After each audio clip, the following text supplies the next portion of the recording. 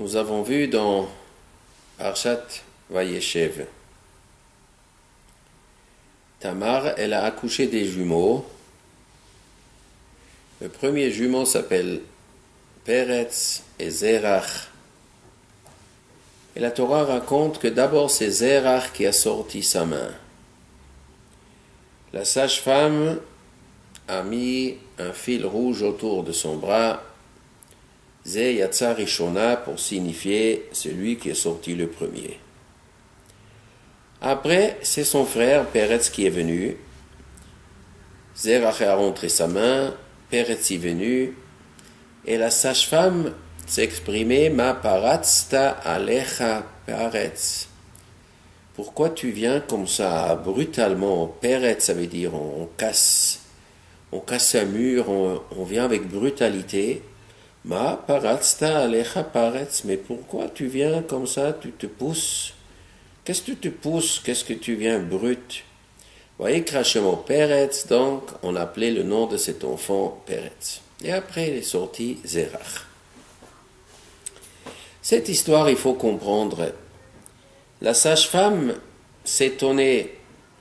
Alors, machinalement, elle a dit une phrase, pourquoi tu viens comme ça avec brutalité? Ce verset, cette expression de cette sage-femme est tellement importante que la Torah doit le mettre. La Torah doit prendre cette phrase pour mettre dans la Torah. Mais qu'est-ce que j'apprends de cette phrase? Pourquoi c'est important que la Torah doit répéter cette phrase? On trouve souvent dans la Torah des mots des sages-femmes que la Torah les a mis quand Rachel et Niftar, elle était en train de mourir, cette nafsha qui meta, elle est en train de mourir. Alors la Mialedet, la sage-femme, elle a dit Al tira ki gam zelach ben. N'as pas peur, ce sera aussi un fils pour toi. Pourquoi la Torah nous raconte ça? Pourquoi les paroles de cette sage-femme sont si importantes? La Torah nous raconte en Égypte, il y avait deux sages-femmes, Shifra et Poua. Elles ont aidé que les femmes juives ont accouché en Mitzrayim. Et ces sages-femmes, en vérité, c'était Yocheved et Myriam, la mère et la sœur de Moshe et d'Aaron. Mais elles ont des surnoms, Shifra et Poua. Shifra al Shem Shemeshaperet et Avlad, Poua Shepoa l'Avlad. Elles chantaient pour les enfants. Quand un enfant pleurait, elles chantaient. C'est pour ça qu'on a donné ce nom, Poua, Shifra. Mais en quoi c'est important? En quoi c'est important à savoir que les sages-femmes chantaient? D'ailleurs, il n'est pas marqué qu'est-ce qu'elles ont chanté. La Torah ne dit pas leurs mots. Le Nigun, ça n'est pas marqué, mais elle nous raconte qu'elles chantaient. Pourquoi c'est important à savoir? En vérité, il est marqué dans la Mishnah, dans Mesechet Avot. Rabbi Yochanan ben Zakkai avait 5 élèves. Il y avait Rabbi Eliezer, il y avait Rabbi Yoshua, etc. Ouayam Onesh Vachan, et Rabbi Yochanan ben Zakkai a expliqué la qualité de ces 5 élèves. Pourquoi ces 5 élèves sont devenus tellement grands? Et quand il explique Rabbi Yeshua ben Hanania, il a dit Ashrei Yoladeto, heureuse est sa mère.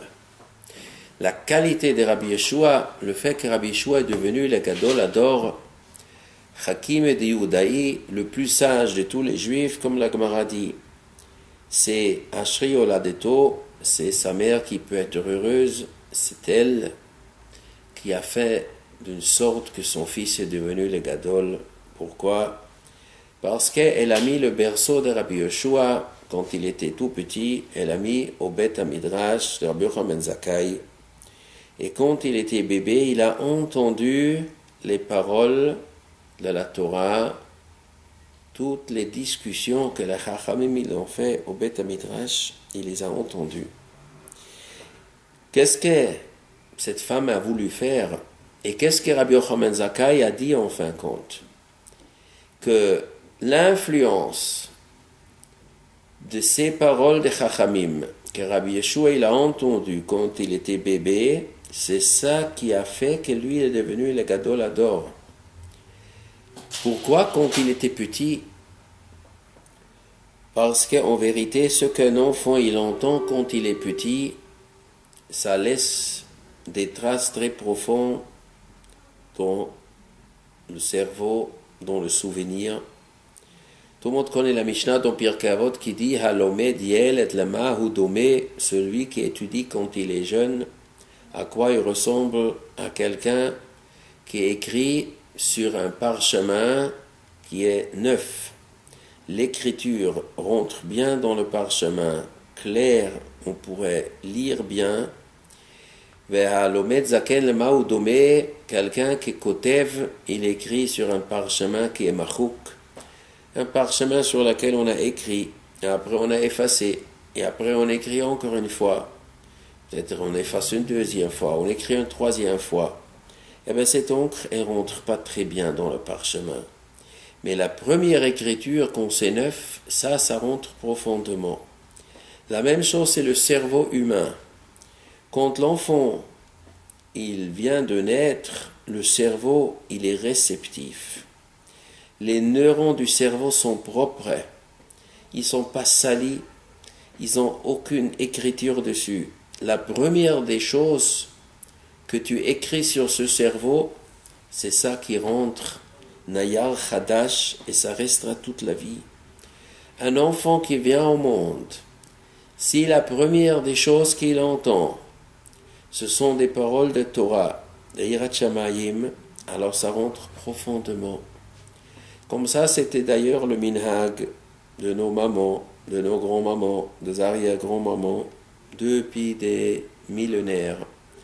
Quand un bébé il était petit, la mère ou la grand-mère se sont mis à côté de l'enfant et elles ont chanté. Elles ont chanté, il y a des nigonim connus, des paroles connues. La Torah, c'est la meilleure des choses au monde. Comme ça, on chantait aux enfants des paroles d'amour de Torah, de Yirat Shamayim. Elles ont chanté quand l'enfant il est petit, à des nigonim. Voilà, quand tu seras grand, certains ils vont faire du business. Et tu vas faire le meilleur business qui existe au monde. C'est d'étudier la Torah, comme ça, il y a des nigonim. Et ça marque les enfants profondément. Quand la Torah nous parle que la génération qui a reçu la Torah au Har Sinaï, cette génération est née en Égypte. Des enfants nés en Égypte ont eu le zrout de devenir des prophètes. Mais qu'est-ce que cette génération a donc fait pour devenir prophète? Il y avait deux sages-femmes. Vatirena hameyaldot et Elokim velo asu kasher tziva alehen melech Mitzrayim vatechayena et hailadim. Et les sages-femmes craignaient Dieu. Elles n'ont pas écouté ce que leur ordonnait le roi d'Égypte. Elles ont fait vivre les enfants. Paro a pris Yocheved et Myriam. Elle dit, Madame les sages-femmes, vous vous débrouillez que les garçons mourront. Vous vous débrouillez de les liquider pendant la naissance. Mais ces sages-femmes craignaient Dieu et elles n'ont pas écouté ce que le roi a dit. Elles ont fait vivre les enfants.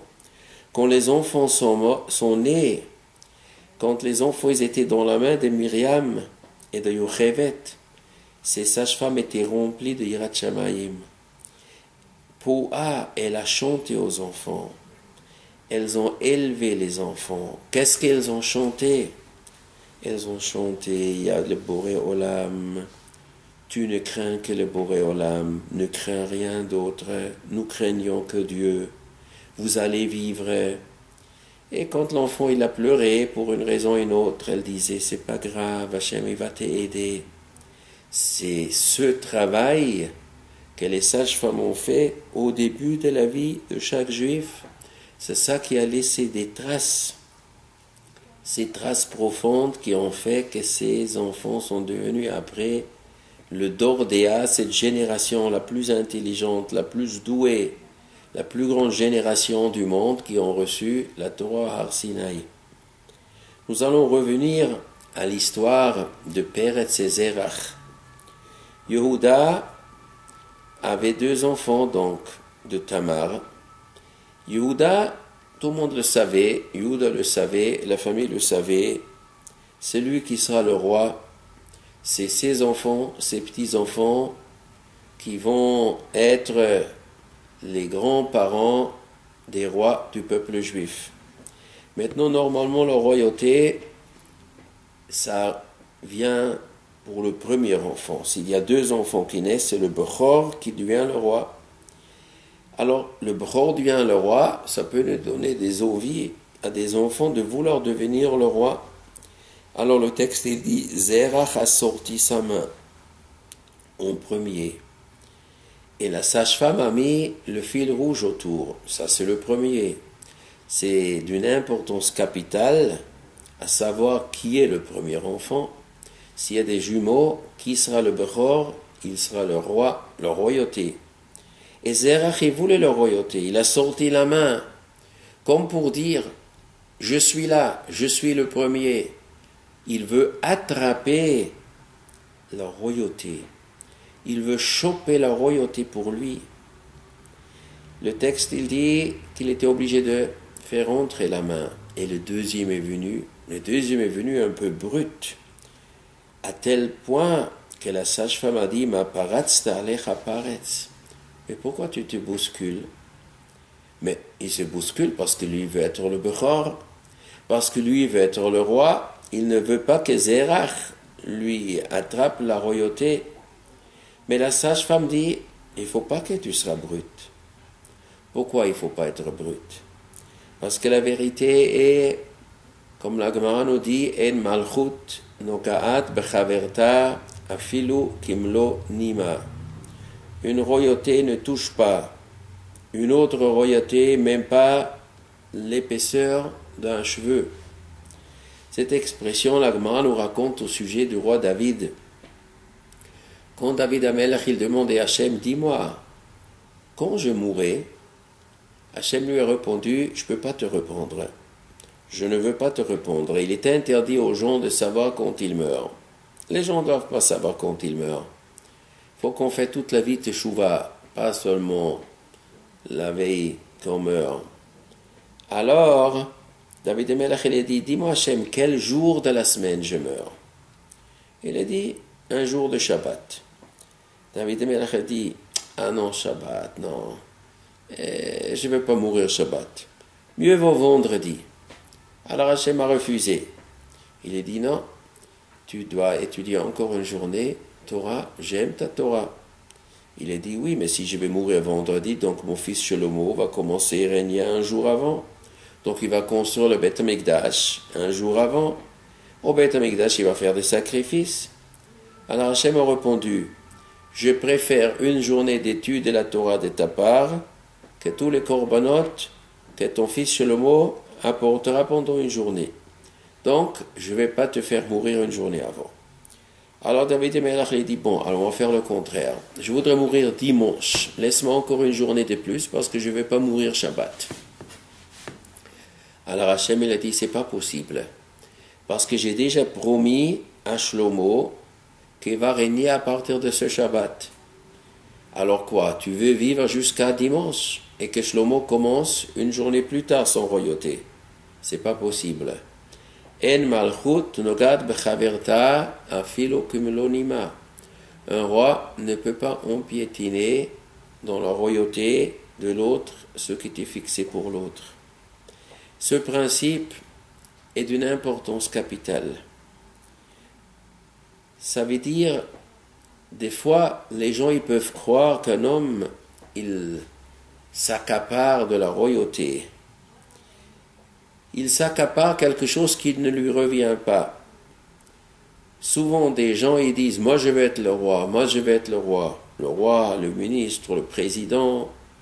Il y a beaucoup de disputes. Qui sera le président de la communauté, qui sera le maire de la ville, qui sera le président de la République, qui ce sera ça et ça. Les gens ils se bousculent. Mais Chachamim ils disent, Ein malchut nogad bechaverta afilo kumlonima. C'est Dieu qui donne la royauté. Mishamaï kumukme, toute royauté et ministre et place publique, tout gouvernement est nommé du ciel et personne ne peut prendre leur place. Ce qui est fixé est fixé. On ne peut pas prendre la place de l'autre. Alors, Hachem il a dit à David, tu ne peux pas mourir dimanche parce que j'ai fixé que Shlomo va régner partout le Shabbat, tu ne peux pas empiétiner. Cette règle de En Malchut Nogad Bechaverta Filo Kumlonima, c'est ça que la sage-femme a dit à Peretz. Peretz, il est sorti brut, il avait peur que Zerach va lui prendre sa place. Ma paratzta lecha Peretz, pourquoi tu viens comme ça? Pourquoi tu te bouscules? Tu veux devenir le roi? Mais si tu vas devenir le roi, si Hachem il a décidé que tu seras le roi, ben tu seras le roi. Tu n'as pas besoin de te bousculer. Si c'est pas destiné que tu seras le roi, tu ne seras pas le roi, ça sert à rien. Et si tu es destiné, tu seras le roi. Tu n'as pas besoin de te bousculer. Ce sont des paroles d'une importance capitale. D'ailleurs, Zerach, il a sorti la main, il voulait attraper la royauté. On trouve plus tard dans la Tanakh, à l'époque de Yeshua bin Nun, il y avait un monsieur dans la ville de Yericho, il a volé. Yeshua bin Nun a décidé que personne ne prend un objet de la ville de Yericho. Il y avait monsieur Achan ben Zavdi ben Zerach, c'était un descendant de ce Zerach. Il a envoyé sa main, il a volé du chérem, de ce qui était interdit. Achan a provoqué que les Juifs ont perdu la deuxième bataille en Eretz Kenaan, dans la ville de Haï. Ils ont perdu 36 personnes, et Yeshua ben Nun, il a capitulé, il a démissionné, il a dit Hachem, je vois que ta promesse ne se réalise pas, tu as promis qu'on peut conquérir Eretz Israël sans problème, je vois ça ne marche pas. Hachem il a dit, ça vient à cause d'une catastrophe qui est arrivée, un voleur, ça c'était monsieur Achan. Ils ont tué Achan et tout est devenu bien. Ce Achan a attrapé, il a envoyé sa main pour mettre sa main sur un butin qui ne lui revenait pas du ciel. Ça lui a provoqué sa mort. Ça était déjà dans les gènes de Zerach. Déjà Zerach a sorti sa main. Il voulait attraper ce qui ne lui revenait pas. Et la sage-femme a mis le fil rouge. Elle croyait que ça lui revient, mais ça ne lui revenait pas. Et si ça ne revient pas, ça ne sert à rien. Mais le deuxième, il est sorti brut. La sage-femme a dit, pourquoi tu te bouscules? Tu n'as pas besoin de te bousculer. Ces leçons étaient rentrées dans la tête de ce monsieur Peretz. Ce monsieur Peretz est le grand-père du roi David. À la fin de Megillat Ruth, la Megillat Ruth nous raconte Ve'eile toldot Peretz. Voici les enfants de Peretz. Il avait un fils qui s'appelait Chetzron. Après, il avait un fils qui s'appelait Ram, qui avait un fils qui s'appelait Aminadav, qui avait un fils qui s'appelait Nachshon, qui avait un fils qui s'appelait Salmon, qui avait un fils qui s'appelait Boaz, qui a un fils qui s'appelle Oved, qui a un fils qui s'appelle Yishai, qui a un fils qui s'appelle David. La Torah nous dit, David, il descend de ce Peretz.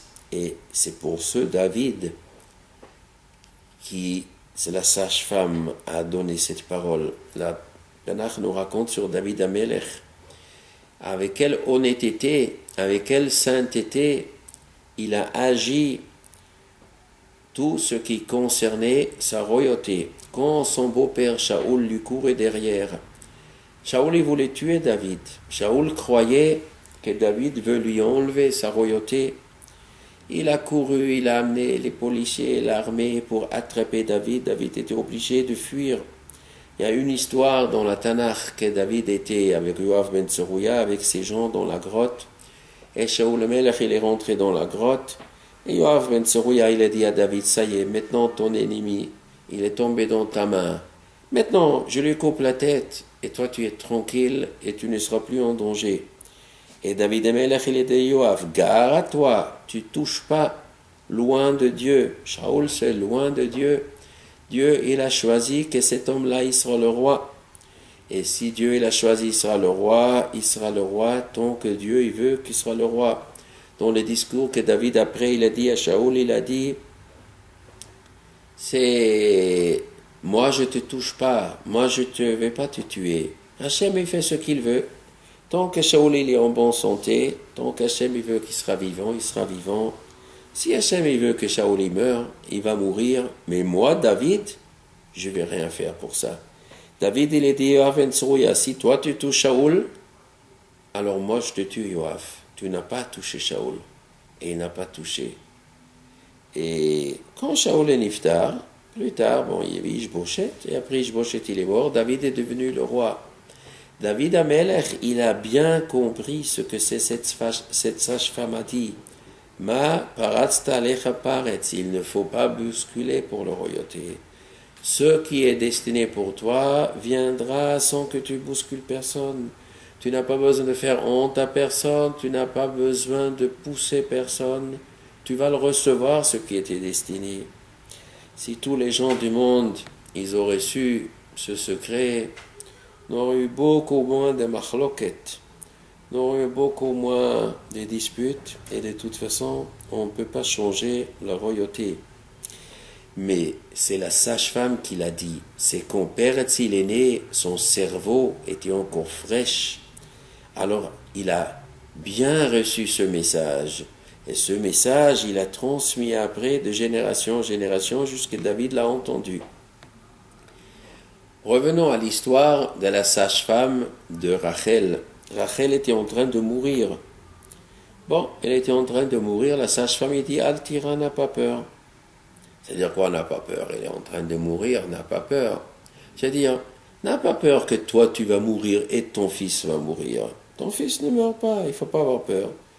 Du moment que tu sais que ton fils, il est vivant, Kaniré, ça enlevait déjà la peur à Rachel.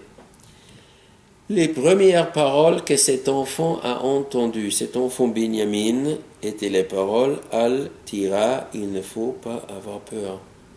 On va dans l'histoire du monde. Il y avait un homme à Shushan Habira.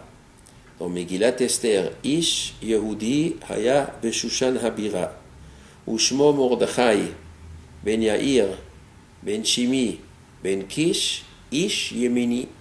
Il y avait un homme à Shushan qui c'est Mordechai, et il descend de Shimi, de Kish, Ish Yemini, un homme de Yemini. C'est quoi Yemini? De Binyamin, un homme de Binyamin.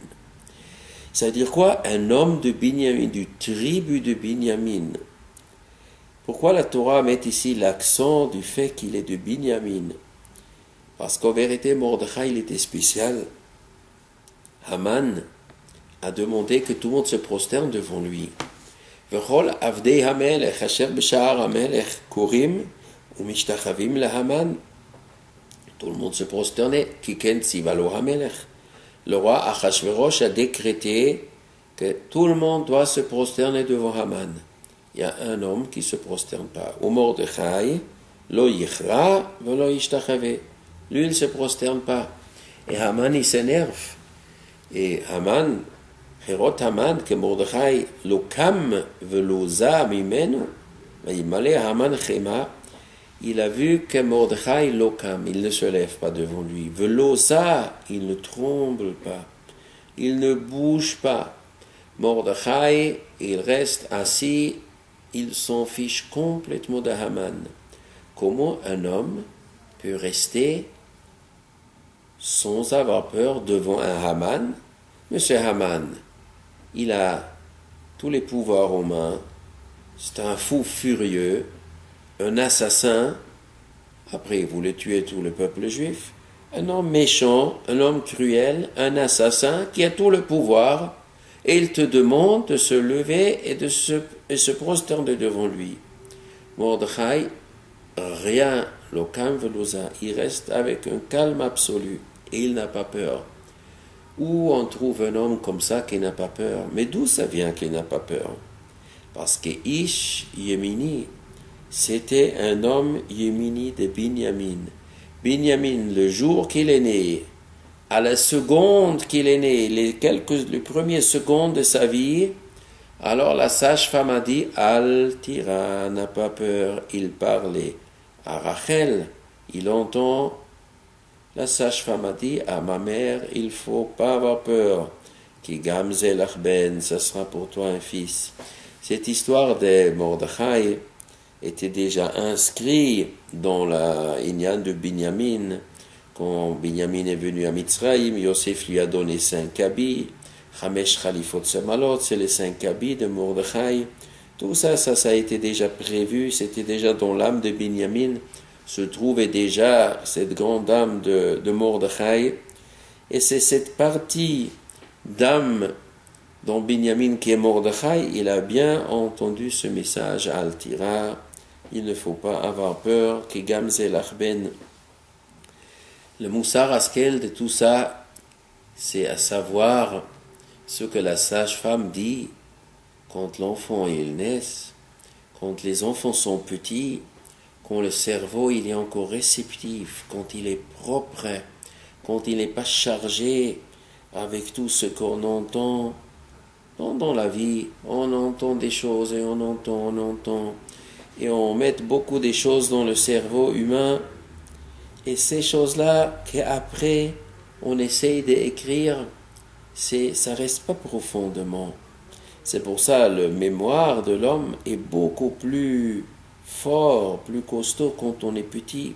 Ce que les enfants ils apprennent, ça reste jusqu'à 20 ans. Ce qu'on étudie avant 20 ans, ce qu'on étudie après 20 ans, c'est pas du tout la même chose.